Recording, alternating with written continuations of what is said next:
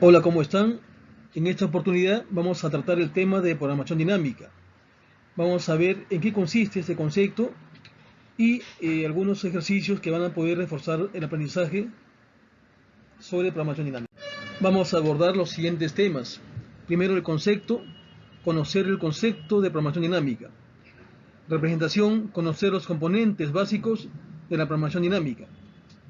Especificación e implementación de soluciones mediante la técnica de programación dinámica. Finalmente, ejercitación, vamos a ver algunos ejercicios en el funcionamiento de programación dinámica.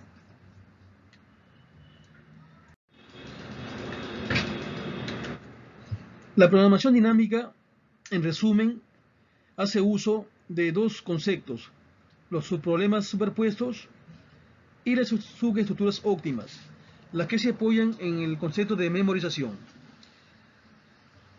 Para ello se usan dos enfoques: el enfoque top-down, en el cual el problema se divide en subproblemas, y estos subproblemas se resuelven recordando las soluciones en caso de que sean necesarias. Nuevamente, es una combinación de la memorización y recursión.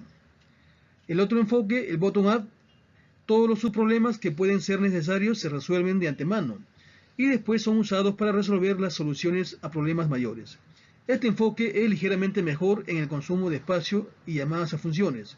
Sin embargo, a veces resulta poco intuitivo encontrar todos los subproblemas necesarios para resolver un problema dado.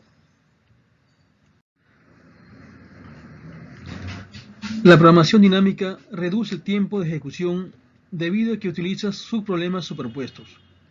Esta técnica consiste en resolver un subproblema una sola vez y memorizar para su uso posterior. Cuando la solución de un problema implica la utilización de soluciones parciales de subproblemas que fueron obtenidos anteriormente y se memorizaron, se utiliza esta solución memorizada en lugar de calcularla nuevamente.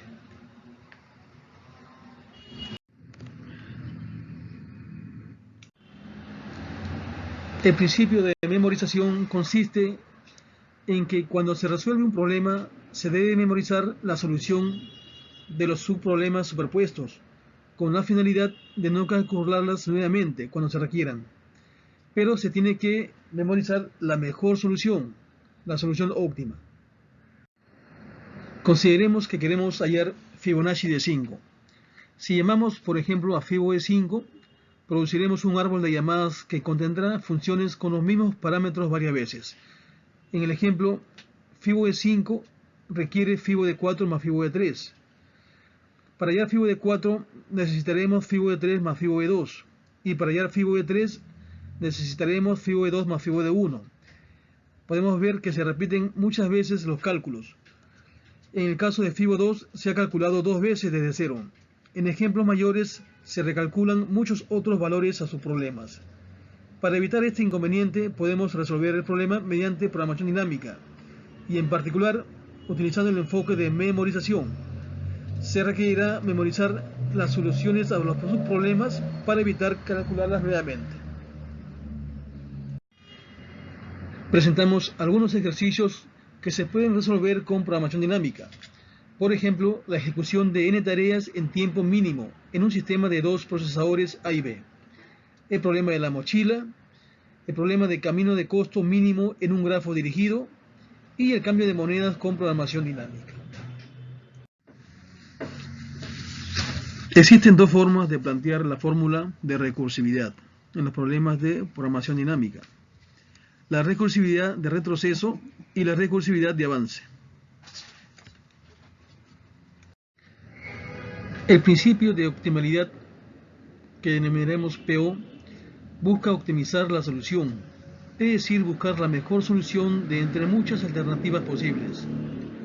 El principio de optimalidad de Bellman señala que, dada una secuencia óptima de decisiones, toda subsecuencia de ella es a su vez óptima. Con el principio de optimalidad es posible ir tomando decisiones elementales en la confianza de que la combinación de ellas seguirá siendo óptima. Pero será entonces necesario explorar muchas secuencias de decisiones para dar con la correcta, siendo aquí donde interviene la programación dinámica.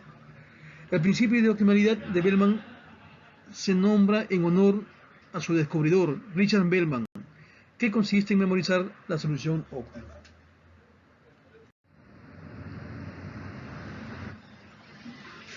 El principio de optimalidad consiste en lo siguiente: dado un estado, la política óptima para las siguientes etapas no depende de la política tomada en las etapas anteriores. La decisión óptima inmediata solo depende del estado en el que se está, no del cómo se llegó hasta él. De tal forma que toda la información sobre el pasado se resume en el estado en que se encuentra.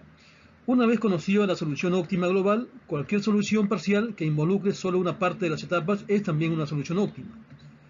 Todo su conjunto de una solución óptima es a su vez una solución óptima para un problema parcial. Tenemos en este ejemplo el cálculo de Fibonacci. El diagrama muestra como entrada n la tabla en donde se memorizan los resultados previos y un archivo donde se va a guardar la tabla. El resultado es f. La entrada es n, la salida es f. Tenemos como precondición n entero positivo. Y la postcondición f es el Fibonacci de n. Se muestra en el pseudocódigo la función Fibonacci. El primer paso es recuperar el archivo f y guardar en K la dirección hasta donde se ha memorizado el Fibonacci. Luego tenemos un mientras que va a pedir el valor de n, el cual se quiere calcular. Si n es menor que el K que se recuperó, escribimos simplemente el t de n que ya se encuentra grabado en la tabla. Si no es así, comenzamos a memorizar en la tabla a partir del último valor de K hasta n.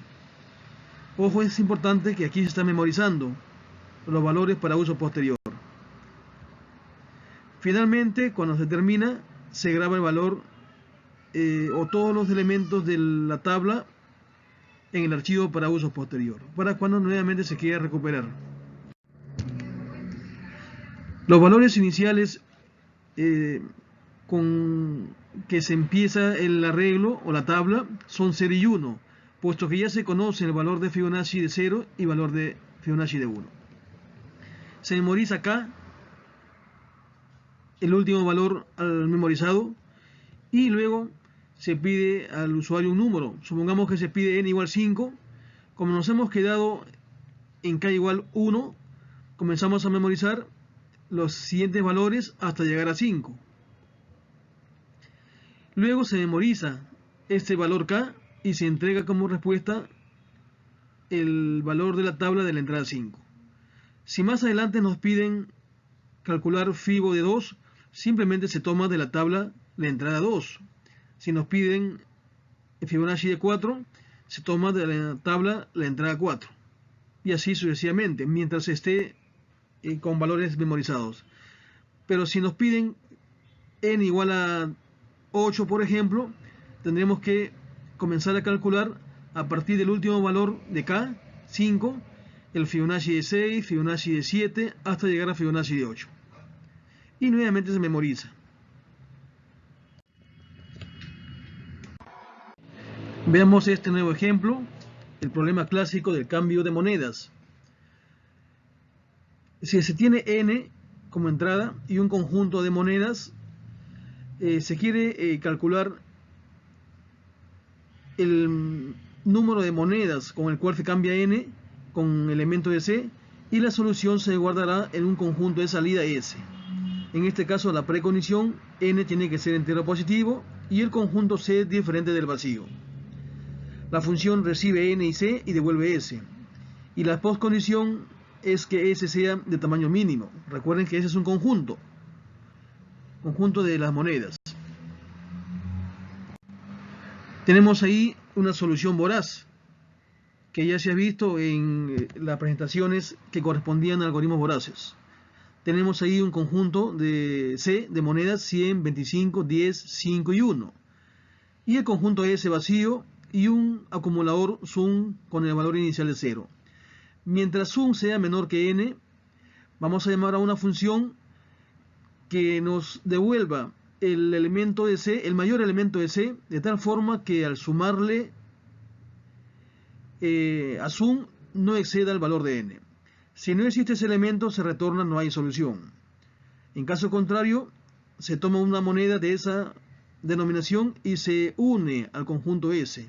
Asimismo, se acumula en sum. Este proceso se repite mientras sum sea menor que n. Finalmente, luego del terminado el mientras, se devuelve s. Vemos ahora una implementación con programación dinámica. Supongamos que disponemos monedas de 1 sol, 4 soles y 6 soles y queremos cambiar una cantidad n igual a 8. Con el algoritmo voraz implicaría una moneda de 6 y dos monedas de 1 para sumar 8 soles. Sin embargo, sabemos que la mejor solución es dos monedas de 4. Veamos una solución dinámica. En la tabla se aprecia en cada fila las soluciones para cuando se tienen monedas de 1 sol solamente, luego monedas de 4 soles y luego monedas de 6 soles. Con monedas de 1 sol solamente, de 1 igual a 1, vemos que para cambiar 6 soles se requerirá 6 monedas de 1 sol. Asimismo, para cambiar 8 soles se requiere 8 monedas de 1 sol. Si incluimos o adicionamos a las monedas de 1 también monedas de 2 de denominación 4, vemos lo siguiente. Para cambiar 6 soles se requiere una moneda de 4 soles y 2 monedas de 1 sol. Total serían 3 monedas. Para cambiar 8 soles se requerirá 2 monedas de 4 soles. Si a esto le incrementamos monedas de 3 igual a 6 soles, tendremos lo siguiente. Para cambiar 6 soles se requerirá una moneda de 6 soles. Total, una sola moneda. Para cambiar 8 soles se requerirá 2 monedas de 4 soles.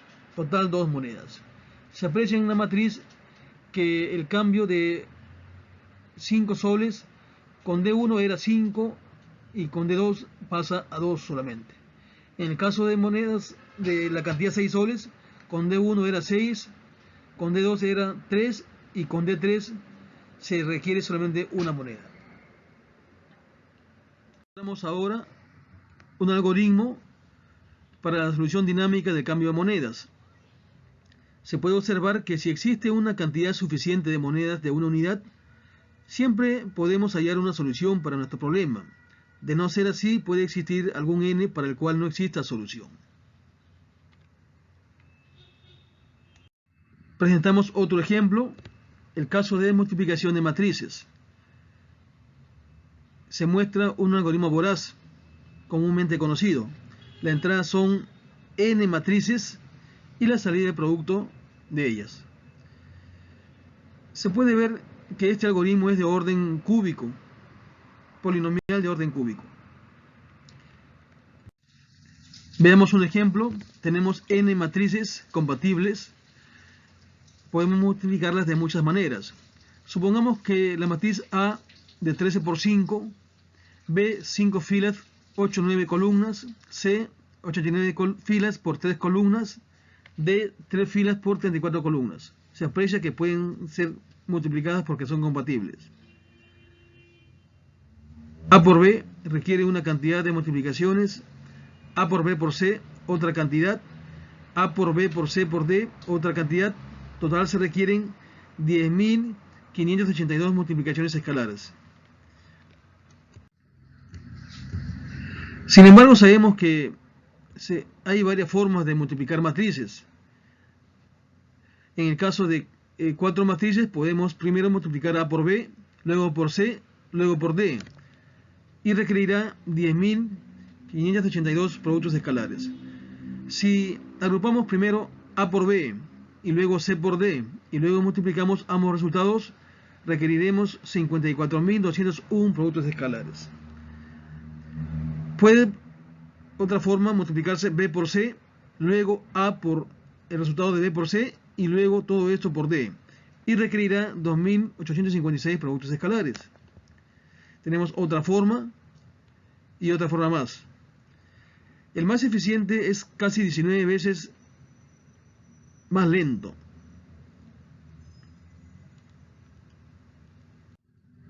Tenemos ahí un árbol en donde se muestran la cantidad requerida de productos escalares. La solución dinámica para multiplicar matrices consiste en crear una matriz etiquetando cada fila por una matriz y también cada columna. Y en cada entrada vamos a guardar el número de productos escalares requeridos para multiplicar la matriz de la fila por la de la columna. Ejemplo, la fila B por la columna C requerirá 6 productos escalares. La fila D por la columna E requerirá una cantidad determinada de productos escalares. Otro ejemplo es el algoritmo de Dijkstra para obtener los caminos más cortos desde un solo origen hacia los demás nodos. Tenemos ahí la especificación. Tenemos un grafo de B vértices, A aristas, y denotamos con E, U, B el arco o arista que tiene que ser mayor que 0. El algoritmo de Dijkstra tiene como función hallar los caminos más cortos desde un solo origen, el nodo 1, hacia los demás nodos. Se resalta el hecho en el para más interior que el D sub B se obtiene hallando el mínimo entre el D sub B y el D sub W más C W, B. Es decir, en el D sub B, distancia del nodo origen al nodo B, se obtiene descartando el mínimo entre la distancia anterior o la distancia de W más la distancia de W hacia B. Y aquí un ejemplo de programación dinámica, ¿no? Consideramos los nodos 1, 2, 3, 4 y 5 etiquetados con ciudades de Lima, Ica, Tacna, Hilo y Cusco respectivamente. Cada etiqueta está etiquetada con un peso. Este peso puede significar la distancia entre una ciudad y la otra, puede significar el costo del pasaje o puede significar el tiempo de duración del vuelo de una ciudad a otra.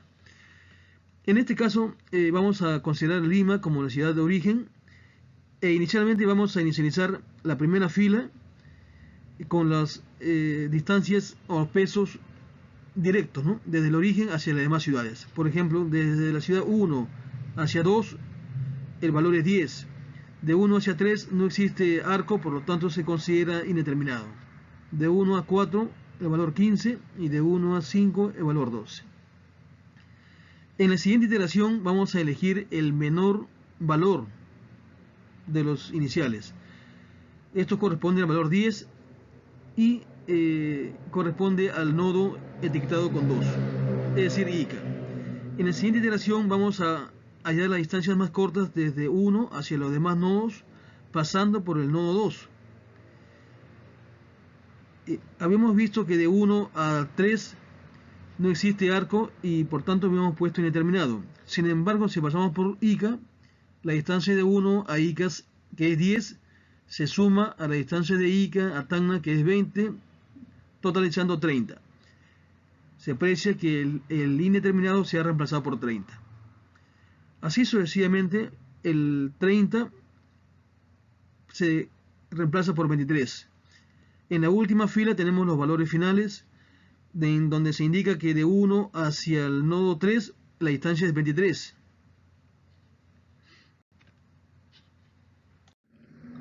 Este ejemplo es similar al anterior.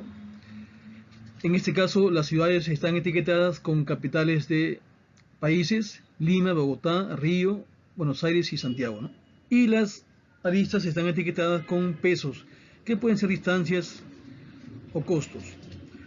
En la matriz se ve las distancias iniciales desde Lima hacia las demás ciudades: 7, 12, 16 y 18 respectivamente. Luego, en las siguientes filas se ve cómo va cambiando la distancia de 1 al nodo 3, ya deja de ser 12 para ser 11,5, pasando por el nodo 2. Y así sucesivamente.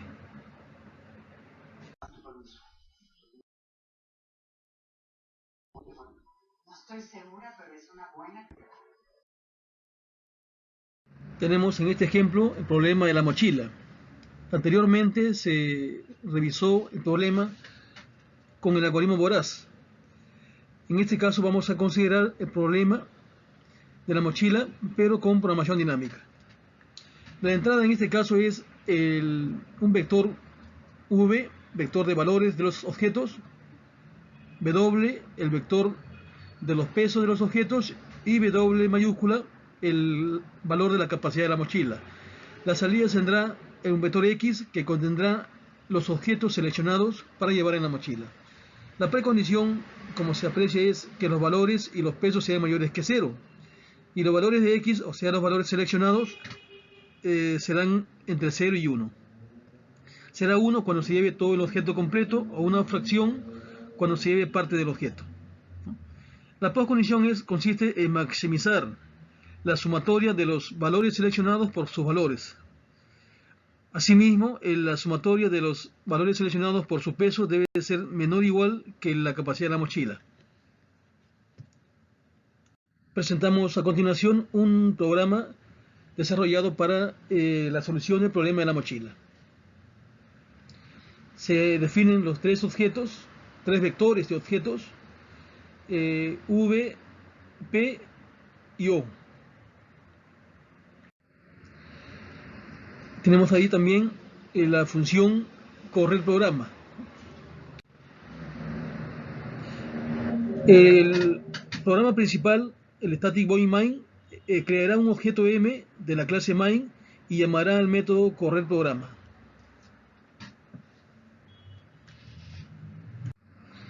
Tenemos otro ejemplo. Supóngase que la población de vicuñas en la provincia de Lucanas es de 200 en el instante n igual 0 y que el incremento del instante n-1 hasta el instante n es el 15% del tamaño en el instante n-1. Lo que se quiere es hallar una relación de recurrencia y una condición inicial que define la población de vicuñas en el instante n, y luego se resolverá esa recurrencia. Consideramos d sub n la población de vicuñas en el instante n, d sub 0, 200 el valor inicial, y d sub n menos d sub n menos 1 el incremento del instante n menos 1 al instante n. Así obtenemos la recurrencia o la relación de recurrencia, dn menos dn menos 1 igual a 0.15 de dn menos 1.